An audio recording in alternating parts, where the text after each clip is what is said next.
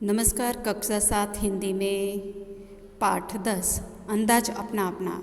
इस पाठ में आज हम स्वाध्याय पोथी के विशेष प्रश्नों की चर्चा करेंगे। तो पहला है कि दिमागी दौड़। तो दिमागी दौड़ में भावेश भाई वकील हैं, वह अपनी पत्नी लीना और पुत्र ब्रज के साथ सूरत में रहते हैं। छोटा परिवार सुख का आधार होता है। उनका जीवन भी खुशहाल था। एक बार दीपावली की छुट्टियों में वे तीनों अंबाजी गए। 4 दिन बाद वापस आकर देखा तो चौंक गए। उन्होंने देखा कि घर के बाहर जो बगीचा है उसके पौधों के कई फूल पत्ते झड़ गए हैं। घर के अंदर जाकर देखा तो पूरा कमरा धूल से खराब हो गया था। दीवार पर की जो लीना और ब्रज की तस्वीरें भी नीचे गिर गई थी और टूट गई थी।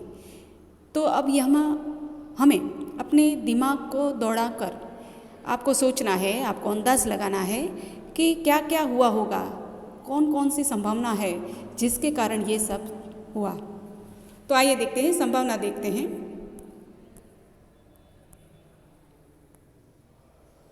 कि नन्हे मुन्ने बच्चों ऐसा क्या हुआ होगा, वे समझ नहीं पाए।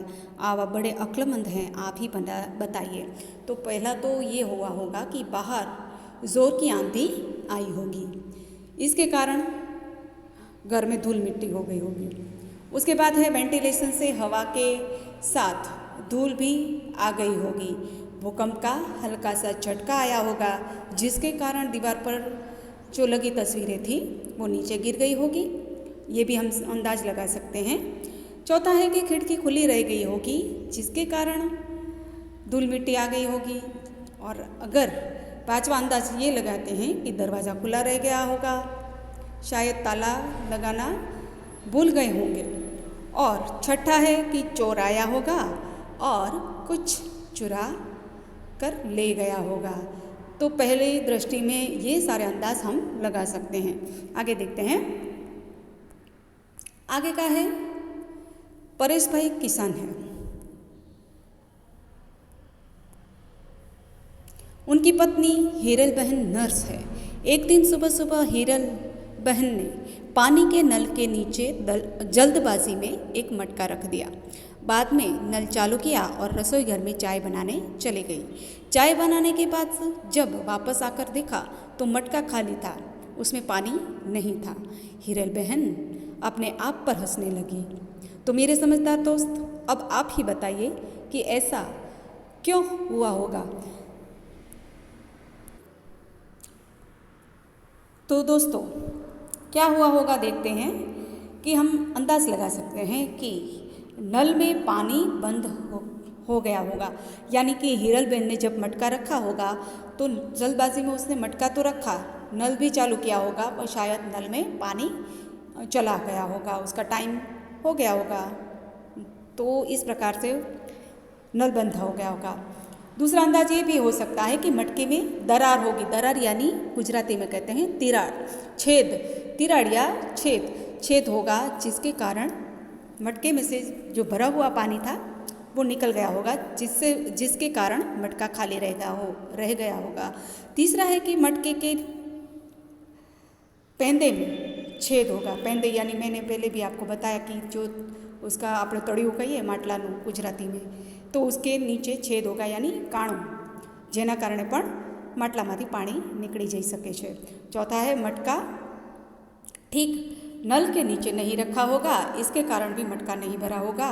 और पांचवा है नल चालू करना भूल गए होंगे, यानी कि हीरल बहन ने जल्दबाजी में मटका तो रख दिया परंतु नल चालू करना ही भूल गई होगी, इसके कारण हीरल बहन अपने आप पर हंस रही होगी। तो इस प्रकार से हम अंदाज लगा सकते हैं।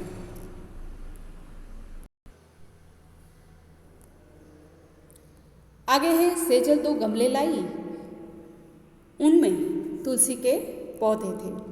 दोनों पौधे लंबाई चौड़ाई और ऊंचाई में एक समान थे।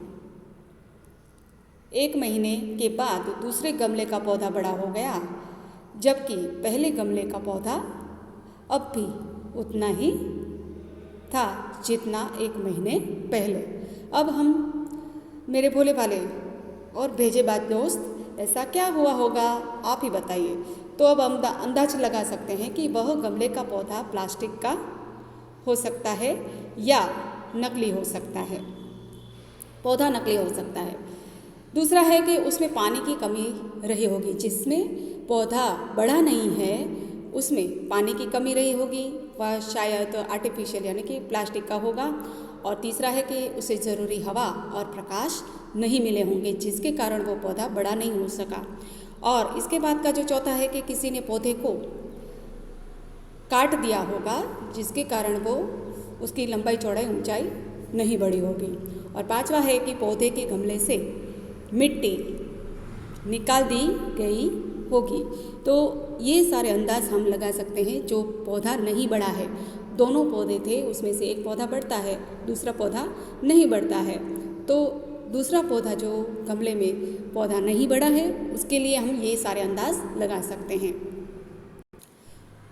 तर्क की लगाम यानी कि कल्पना के घोड़े, आप कैसे कैसे कल्पना कर सकते हैं कि आप साइकिल पर स्कूल जा रहे हैं, रास्ते में देखा तो एक आदमी हाथ हिलाकर आपको रोकने का इशारा कर रहा था।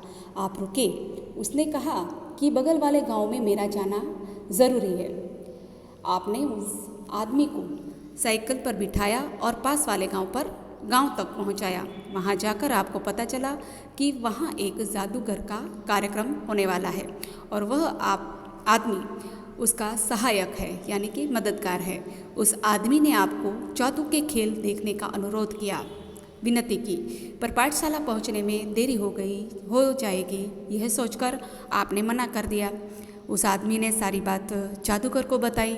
जादूगर ने खुश होकर आपको एक करामती चश्मे दिए और कहा कि इसे पहनने से तुम सबको देख पाओगे और कुछ भी कर पाओगे, तुम्हें कोई देख नहीं पाएगा, इसका असर एक हफ्ते तक रहेगा। आप चश्मा लेकर वापस अपने गांव की पाठशाला में आए, वहां से घर गए। दूसरे रोज नहा धोकर आईने के सामने आपने चश्मे पहने, आईने में देखा तो सचमुच आप गायब हो चुके थे।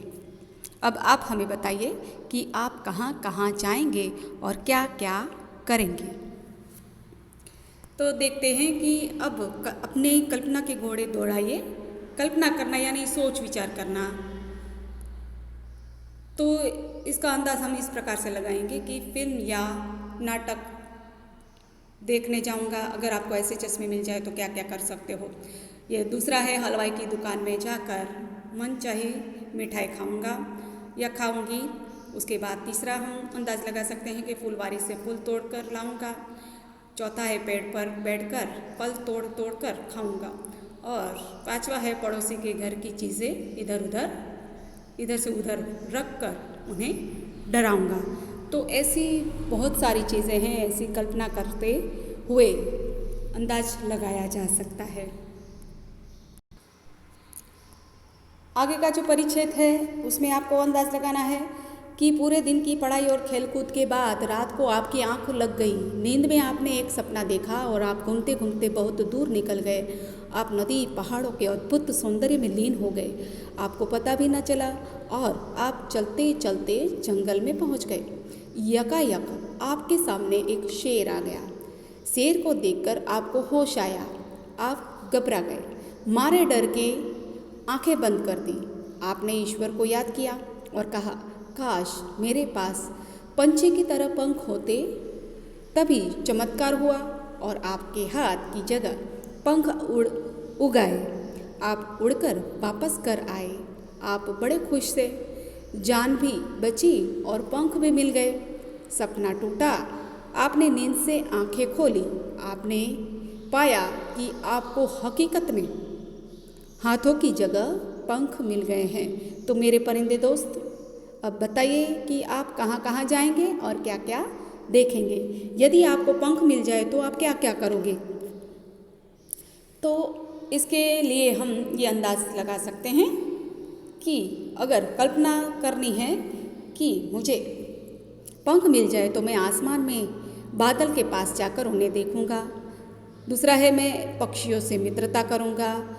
इसके बाद मैं पक्षियों के साथ उड़ने की शर्त लगाऊंगा। मैं उड़कर बाज़ार से चीज़ें ले आऊँगा। मैं पहाड़ों पर जाकर आनंद मनाऊंगा। मैं दूर रहने वाले मित्रों के घर जल्द ही पहुंच जाऊंगा। इस प्रकार जो पंछी आनंद पाते हैं, परिंदे, पंछी यानी परिंदे आनंद पाते हैं, ऐसा ही आनंद मैं उठाऊंगा। तो यहाँ पर हमने इतने सारे अंदाज़ देखे। आगे अगले वीडियो में हम दूसरे अंदाज़ देखेंगे और दूसरे प्रश्नों की चर्चा करेंगे। तब तक बच्चों बाय।